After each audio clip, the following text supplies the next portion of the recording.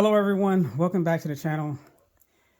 This is going to be a technical video where I show you the differences between the internal valve of the Umarex StrikeForce magazine on the left and the Crosman magazine on the right. As you can see,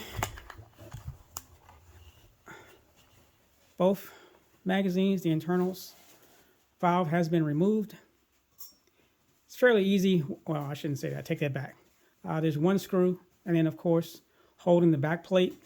And then you have to unscrew the valve cap, the brass portion holding the valve inside of the magazine here.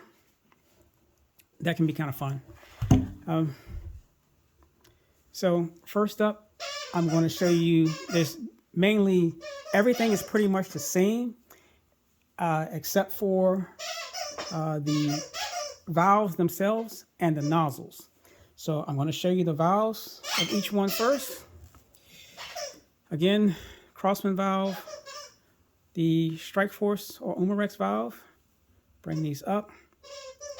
And as you can see, the Umarex valve has 4 holes, where the Crosman valve only has 2.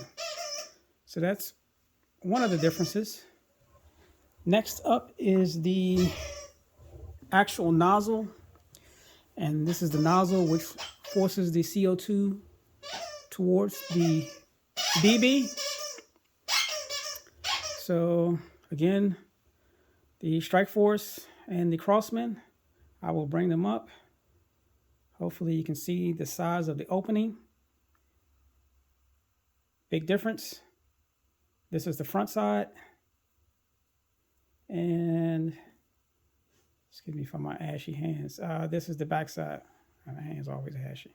It's kind of harder to see this one on camera, but if you go ahead and disassemble them yourself and look in there, shine a flashlight, you know what? Maybe I should try that.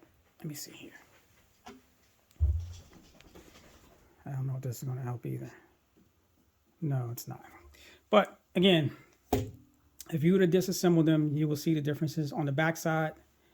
And where the difference on the back side is where the Umarex valve is pretty much, the same diameter all the way through. The Crosman valve, when you look in it, you can tell that it stepped down. The outside, the top here looks the same size, but you look inside and you can tell that it stepped down. So, but you can definitely tell the difference on the side that faces the BB. And that's pretty much it.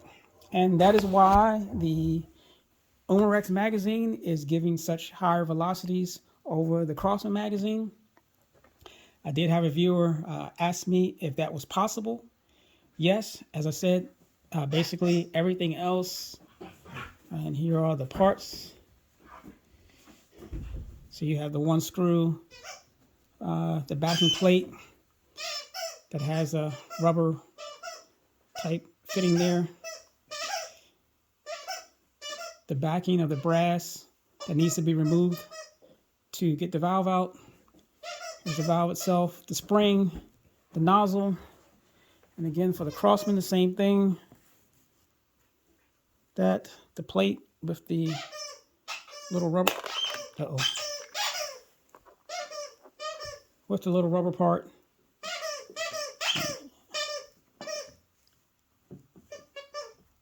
You're a nut.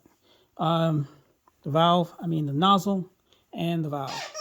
So basically what I'm going to do is I am going to, this magazine right here is just going to be a spare. Just going to set that aside. No, I take that back. I'm sorry. This magazine here is basically going to be a spare. I will not be putting the Crosman internals back into this magazine. It's not even worth it to me. I've already ordered some other magazines. So this, like I said, this is just going to be a spare. These Umarex parts are going to go into this magazine. And this magazine will be for my modified Crosman ST1, which takes this magazine.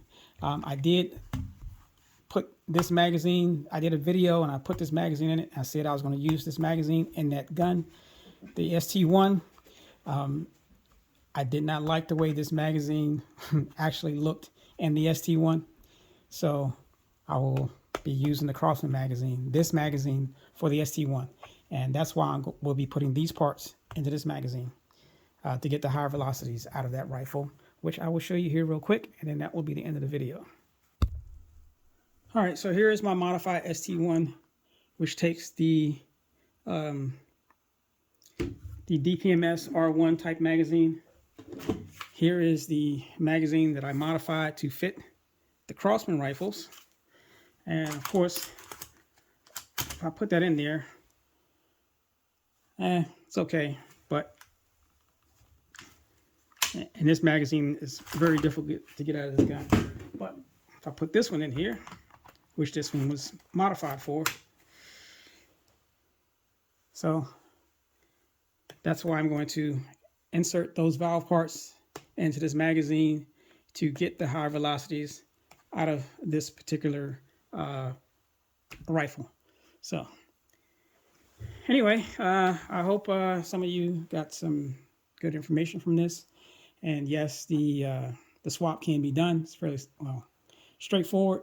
The only difficult part is, of course, is getting these little parts out of the back of the magazine. The Crosman actually, for me, was really simple. Came out a couple taps. The Umarex one, I'm not gonna lie, I had to fight to get it out. But thanks for watching. See you next time. Okay, it's not the end of the video, and that's because I found out something that I want to relay to everyone that may be doing this swap. Use all of the parts. Again, when you're reassembling the StrikeForce parts into the Crosman magazine, use all of the Crosman parts except for, of course, the valve and the nozzle. If you try to use the StrikeForce back plate, back cover, or anything towards the front here, again, the nozzle is bigger, it won't fit through. And then if you use the back plate, the back cap here will not go on. I know it sounds confusing. If you do it, you'll know exactly what I'm talking about. You'll see for yourself. So just swap out the, when you disassemble your Crosman magazine, just pull out the valve, the nozzle, put the Umarex StrikeForce valve and nozzle back into the Crosman magazine, and then you should be good to go. This magazine is charged for 2 CO2s.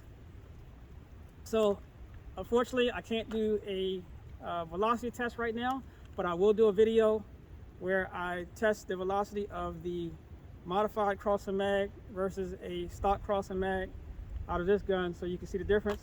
But this is basically just to verify that it worked.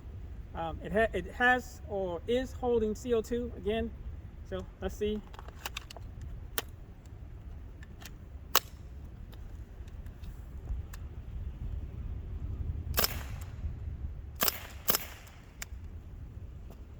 Alrighty, I don't even need a chronograph to tell the difference. This thing is shooting hot. Even with the short barrel, let me rephrase that.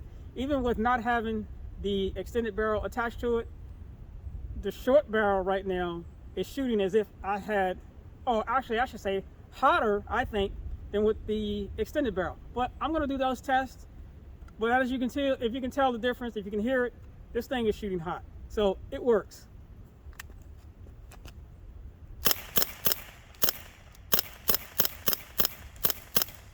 Oh, yes, like I say, of course, not everyone has their ST1 set up like this. If you're using your Crosman rifle, you can just modify the StrikeForce magazines. I think they look better in the Crosman rifles anyway. But for me, wanting to use one of these Crosman magazines in this rifle, if you want to stick with the Crosman magazines, switch the valves over. Yes, I know it's not cheap. Not everyone can just go out and buy these magazines just to swap over parts. And then when you swap over the parts, the Crosman parts, to me, they're basically put them in the recycle bin. So you have magazines that you're not even going to be able to use. But performance-wise, yes, it's worth it. It works. Let's put it in full auto. Oh, it's hot. It is hotter than hot. That's empty. It is empty. But it didn't lock the bolt back. Oh, whatever. Anyway, that's it for today. Thanks for watching.